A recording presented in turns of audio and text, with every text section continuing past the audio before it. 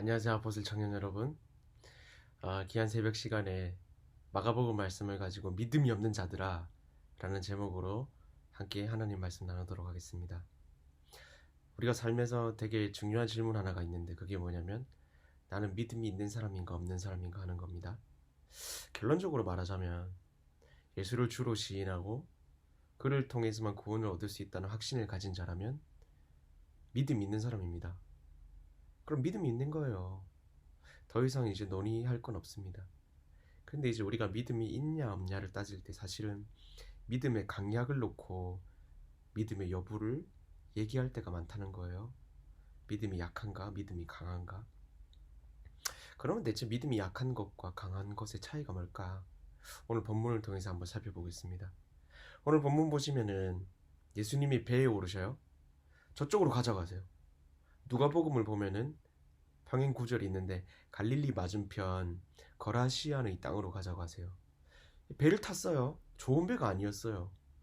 그러니까 마침 또 예수님이 배를 탔는데 이벤트가 안 일어나면 그 섭섭하죠. 예수님이 가는 곳에는 언제든지 큰일이 있으니까. 참 우리 믿음 생활도 그렇죠. 항상 보면 예수님이 가자고 하시는 곳에는 뭔가 있어요. 무조건 뭔가 있습니다.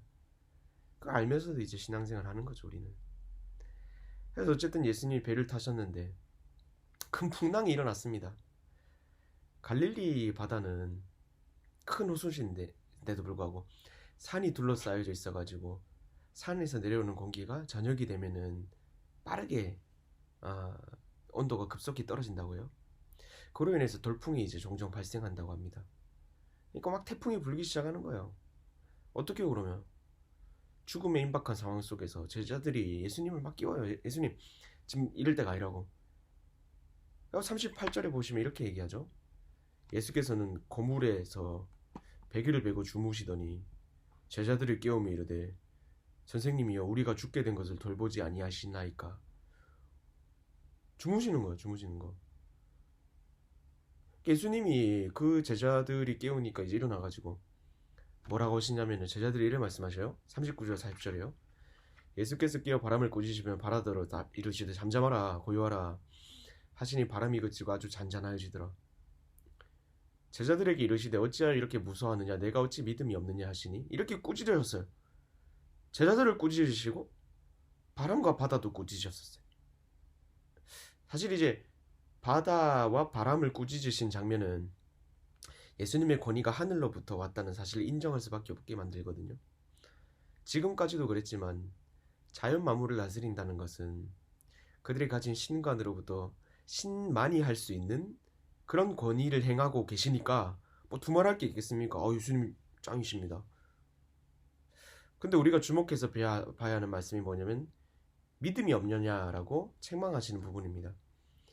여기서 믿음이 없다라는 말은 진짜 믿음이 없다는 말이 아니라 뭐냐면은 예수님이 일으키시고 있는 기적과 믿음의 상호관계에 있어서 그 예수님이 하나님의 아들일 뿐만 아니라 구원자 메시아라는 확신의 결여에 대한 실망감의 표현이라고 볼 수 있다는 거예요. 그것도 그렇게 41절에 보면 제자들의 고백이 나와요. 뭐라고 고백합니까? 이렇게 고백하죠. 와, 세상에 어떤 분이시길래 바다와 파도가 순종하는가. 아직 제자들은 그러니까 예수님이 메시아이실 뿐만 아니라 그가 가진 하나님의 신적 권위에 대한 완벽한 믿음을 일치시키지 못한 상태라는 걸 분명히 여기서 말해주고 있다는 거예요. 그럼 자, 이 말씀을 우리가 기준으로 삼아서 우리의 믿음을 어떻게 정해 볼 수 있을까? 한번 생각해 본다면 우리의 믿음은 보아야지 신뢰할 수 있는 과학적 사실에 기반을 둘 신뢰가 아니라 지지할 증거가 없을 때 신뢰하는 것이 바로 믿음이고 그렇게 되어야 한다는 거예요. 이미 보여주기 전에 그걸 믿고 있었어요, 제자들은. 여기서 분명히 해야 될 것은 뭐냐면은 이 믿음이라는 것이 그러나 의지의 행위나 우리가 획득할 수 있는 것이 아니고 하나님으로부터 오는 선물이라는 겁니다. 그래서 다시 말해서 믿음은 뭐냐면은 성령 안에서 성령을 통해서 일어나는 하나님과 우리의 관계라는 거예요. 관계. 그래서 제자들을 예수님이 책망하시면서 믿음이 없다고 하시는 것은 하나님과 올바른 영적 관계를 정립하지 못한 데서 오는 영적 상태를 보고 책망하신 이유라고 할 수 있다는 거예요. 첫 번째로, 예수님은 메시아시고 우리 죄를 완전하게 해결하실 수 있는 것은 하나님의 권세와 권위를 그대로 가지고 있다는 것을 뜻하는데 그러지 못했다는 거예요. 이건 제자들뿐만 아니라 우리에게도 해당되는 말입니다. 그냥 예수님이 단순히 교회의 주인이시고 우리 아버지시다, 여기서 끝나는 게 아니라 우리가 생각지도 못한 부활과 영원한 생명이라는 권세와 권위를 가지시고 그런 기적까지도 베풀 수 있는 신적 권위를 가지고 계신 그분을 우리가 믿는다는 사실과 우리의 신앙이 이어져 있는가, 이걸 돌아볼 필요가 있다는 겁니다. 여러분이 믿는 예수님은 어떤 분이셔요? 우리가 믿는 예수님 하나님을 우리는 너무 낮은 능력을 가진 자로 치부할 때가 있다는 거예요. 그런 믿음을 가진 자들을 향하여서 믿음이 없는 자들아 라고 책망하고 계시다는 거예요. 정말 여러분 마음에 예수님이 모든 권세의 주인이시다, 그러므로 그는 능치 못할 일이 없으시다 라는 분명한 믿음이 자리 잡고 있습니까? 정말 그런 믿음이 자리 잡을 때에 예수님이 어떻게 되냐? 여러분의 실제가 되십니다. 실제. 그럼 참 예수님을 인정하는 우리 모두가 될 수 있기를 소망합니다. 두 번째, 이 말씀 속에서 예수님이 믿음이라고 하셨는데 이 믿음은 사실은 미래에 대한 소망을 포함한 겁니다. 바울은 그가 옥에 갇혀 있을 때 이렇게 말했죠. 현재 고난은 장차의 영광에 비할 바 되지 못한다고.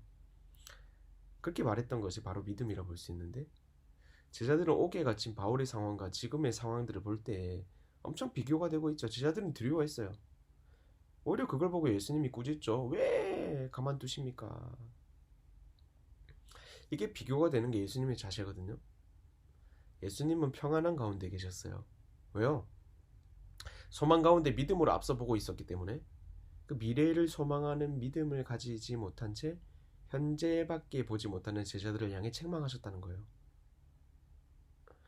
그냥 무의식적인 믿음이 아니라 적어도 소망을 가지고 있었다면 제자들이 어떻게 했어야 됐을까요? 하나님 앞에 기도하는 태도가 있었어야 될 텐데 이들은 불평했어요. 과거에 예수님이 이들에게 권세를 주셨잖아요. 권위를 주셨어요. 그럼에도 불구하고 그걸 사용하지도 못하고 불평하고 불안해하는 그런 상태 가운데 있었다는 거죠. 그걸 보고 이제 믿음이 없는 자들아라고 책망하셨다는 겁니다. 우리의 소망은 그냥 기약 없는 기대가 아닙니다. 그가 하실 것과 그가 하고 계신 것에 대한 믿음이 우리의 소망이 되어야 된다는 것 믿고 이 소망 품고 하나님 붙잡는 저와 여러분들 되어야 한다는 겁니다.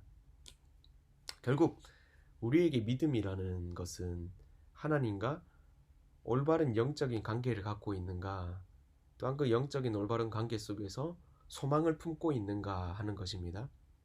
정말 여러분이 이 상황 가운데서 하나님을 향하여 소망을 품고 있다면은 기도하는 자가 될 수밖에 없고 하나님과 친밀한 영적 관계를 계속적으로 맺어갈 수밖에 없는 삶을 살 수밖에 없다는 겁니다. 여러분 보시기에 오늘 말씀을 돌아보며 여러분은 믿음이 있는 자입니까? 없는 자입니까? 이건 믿음이 있고 없고의 문제가 아니라 하나님이 선물로 주신 이 믿음이라는 은혜를 누리고 있는가 누리지 못하고 있는가의 문제라 생각이 됩니다. 정말 우리의 이 상황들 속에서 사용해야 될 도구, 하나님 앞에 올바른 태도가 무엇일까요? 믿음으로 하나님께 소망을 두고 기도하는 우리가 되어야 되지 않겠습니까?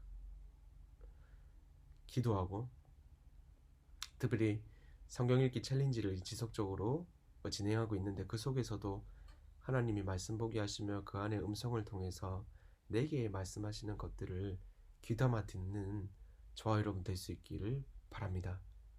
정말 하나님 소망 되시잖아요. 우리가 생각지도 못한 것들을 기적으로 일으키시고 행하시고 그 하나님이 우리의 기대와 소망이 되신다는 사실을 기억하고 앞으로의 더 좋은 나은 상황으로 인도하실 그 하나님 바라보며 기도하며 주님 붙잡는 오늘 하루의 삶 여러분의 신앙이 될 수 있기를 주님의 이름으로 축원합니다.